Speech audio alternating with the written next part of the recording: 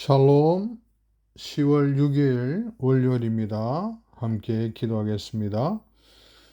여호와의 자비와 긍휼이 무궁하심으로 우리가 진멸되지 아니함이니이다. 이것이 아침마다 새로우니 주의 성실이 크도소이다. 오늘도 하나님의 자비와 긍휼과 성실하심으로 죄를 진멸치 아니하시고 저에게 새 날을 허락하시고 죄를 만나주시고 죄를 새롭게 해주시는 것 감사합니다. 오늘도 하나님께서 저희를 통치하시고 다스리시고 주장하시옵소서. 주의 성령으로 기름 부으소서. 머리끝에서부터 발끝까지 온몸 구석구석 가운데 주의 성령으로 기름 부으소서. 주의 성령으로 충만케 하옵소서. 오늘도 저희를 통해 주님의 형상이 나타나지게 하시고 주님의 향기가 풍겨나게 하시고 주님의 능력이 흘러나가게 하시고 주님의 영광이 비춰지게 하시옵소서. 오늘도 주님과 하나 되고 연합되고 교제하고 동행하는 하루 되게 하시옵소서. 이 시간을 온전히 주장하옵소서. 존귀하신 예수님의 이름으로 기도합니다. 아멘. 오늘 말씀은 로마서 14장 1절에서 12절 말씀입니다. 서로를 용납하라. 그렇게 제목을 붙입니다. 14장 1절. 믿음이 연약한 자를 너희가 받되 그의 의견을 비판하지 말라.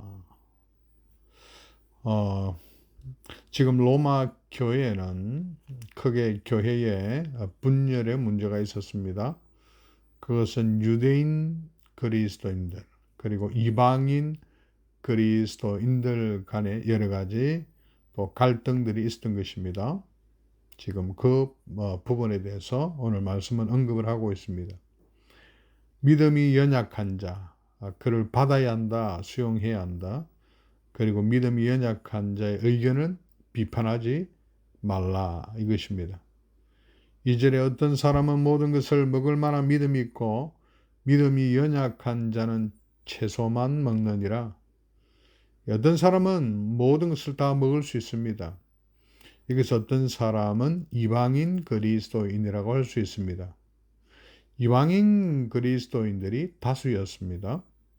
그들은 율법이 없었기 때문에 먹는 것에 자유했습니다.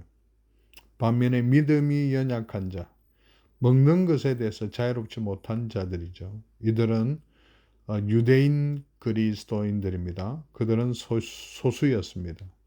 이들은 채소만 먹어야 한다 이렇게 생각했던 것입니다. 3절에 먹는 자는 먹지 않는 자를 업신여기지 말고 먹지 않는 자는 먹는 자를 비판하지 말라. 이는 하나님이 그를 받으셨음이라.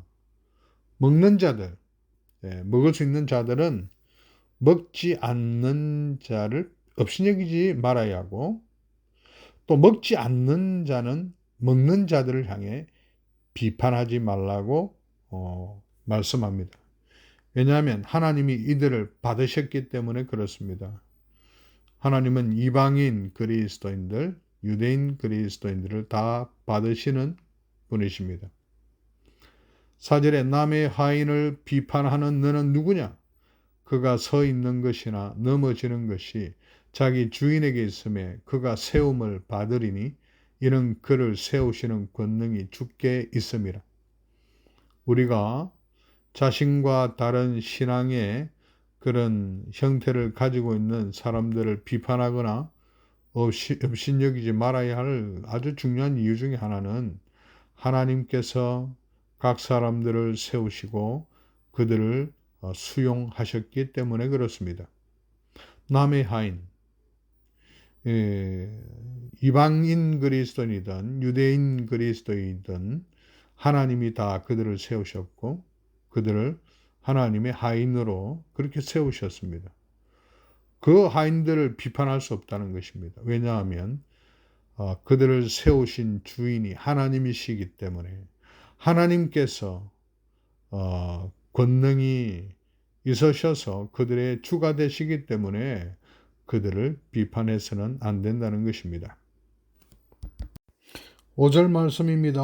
어떤 사람은 이 날을 저날보다 낮게 여기고 어떤 사람은 모든 날을 같게 여기나니 각각 자기 마음으로 확정할지니라. 앞에 부분은 음식에 관한 부분이라면 오늘은 날, 어떤 절기에 관한 이야기입니다. 유대인들은 여러 날들을 아주 중요하게 여기고 이방인 그리스도인들은 율법을 알지 못하기 때문에 또 그 날들을 중히 여기지 않습니다. 자, 이런 것에 있어서도 서로 비판하지 말라는 것입니다. 각각 자기 마음으로 확정하라는 것입니다. 6절에 나를 중히 여기는 자도 주를 위하여 중히 여기고 먹는 자도 주를 위하여 먹으니 이는 하나님께 감사하며 먹지 않는 자도 주를 위하여 먹지 아니하며 하나님께 감사하느니라.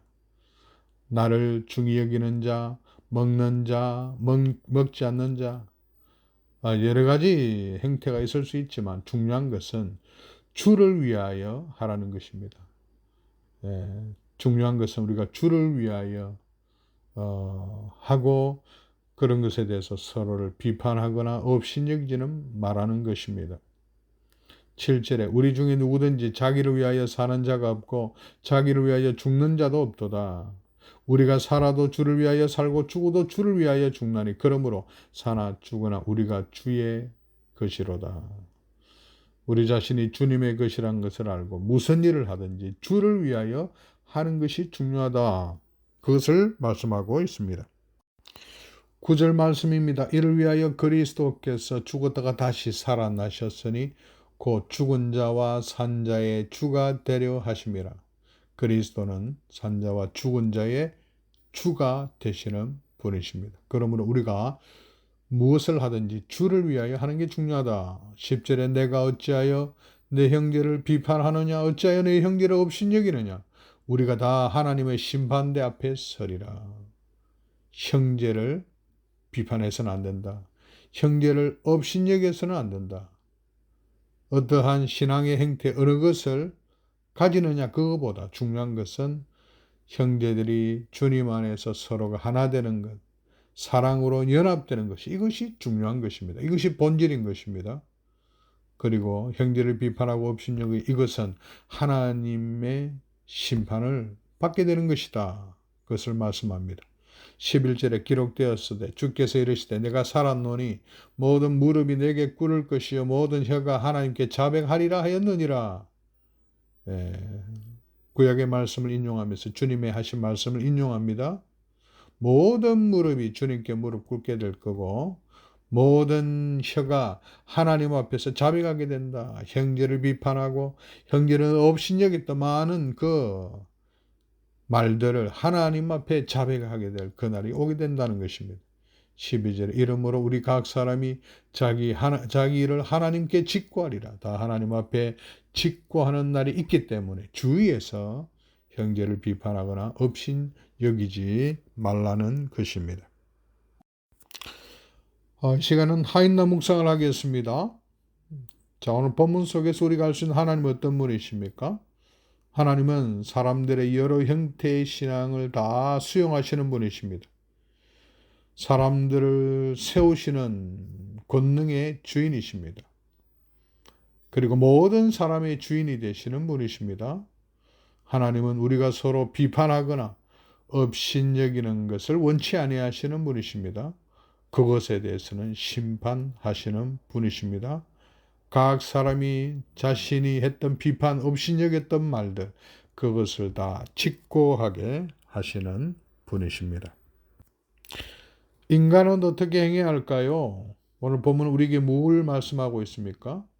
서로의 다름, 서로의 차이를 인정하고 수용해야 한다. 서로를 향해 업신여기거나 비판하지 않아야 한다. 각각 자기의 마음으로 자신의 믿음을 확정하는 게 필요하다. 무슨 일 하든지 중요한 것은 주를 위하여 하는 것이 중요하다. 그리고 또 중요한 사실은 서로 비판하거나 업신여기지 말고 공동체가 하나 된 것을 힘써 지키는 것이 중요하다. 이것을 말씀해 주고 있습니다. 함께 기도하겠습니다. 하나님 아버지, 참 저희가 각자의 신앙에 따라 강한 자가 있고 약한 자가 있을 수 있고 여러 다양한 견해들이 있을 수 있는데 그런 서로의 다름 차이점을 인정하고 수용하는 우리가 되게 하시옵소서. 우리가 서로를 향해 업신여기고 비판하지 않게 하시고 항상 무슨 일을 하든지 주를 위해서 하고 공동체의 하나됨을 힘써 지켜가는 우리의 삶이 되게 하여 주시옵소서. 존귀하신 예수님의 이름으로 기도합니다. 아멘. 오늘도 말씀으로 기도하시고 또 필요한 여러 제목으로 하나님 앞에 나아가 기도하는 복된 시간 되시기를 바랍니다.